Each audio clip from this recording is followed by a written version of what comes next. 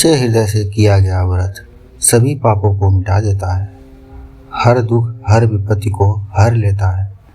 ऐसा ही पुण्यकारी व्रत है अपरा एकादशी व्रत। आइए सुनते हैं इसकी कथा और जानते हैं इसकी विधि।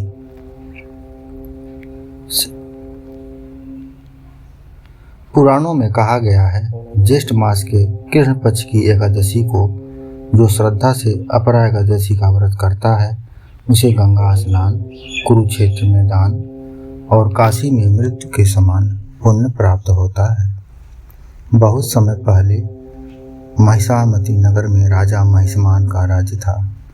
वो धर्मात्मा थे, न्यायप्रिय थे, लेकिन एक दिन अनजाने में उनसे एक ब्राह्मण की हत्या हो गई। इस पाप से राजा को कुष्ठ रोग हो गया, शरीर कुरूप हो गया, लोग उनसे घृणा करने लगे। राजा दुखी होकर ऋषि वशिष्ठ के आश्रम पहुँचे। ऋषि ने करुणा से उन्हें देखा और कहा, हे राजन, एक ही उपाय है, अपरा एकादशी का व्रत करो।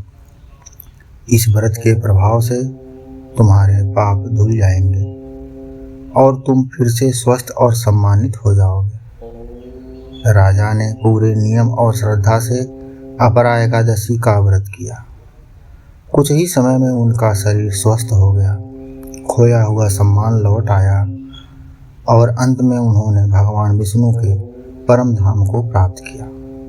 भगवान श्री कृष्ण ने कहा है, अपरा एकादशी का व्रत करने से सभी पाप नष्ट हो जाते हैं, जीवन से दरिद्रता दूर होती है, यश, कीर्ति और सफलता प्राप्त होती है और अंत में मोक्ष की प्राप्ति होती है।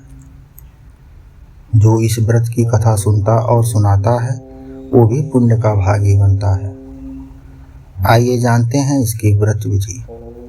अगर आप भी अपरा एकादशी का व्रत करना चाहते हैं तो इस प्रकार करें।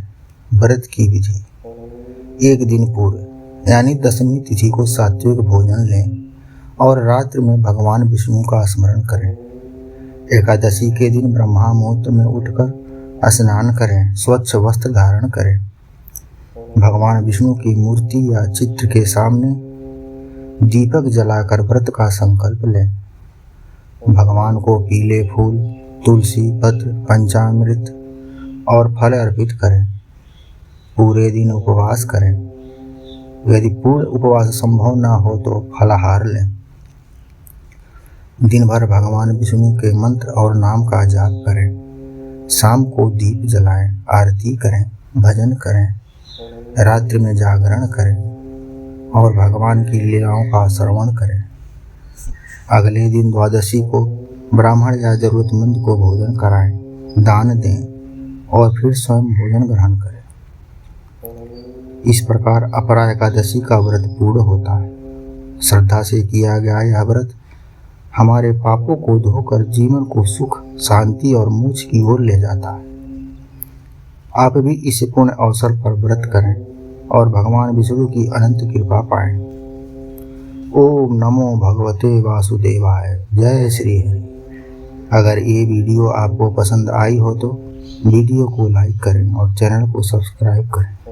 धन्यवाद।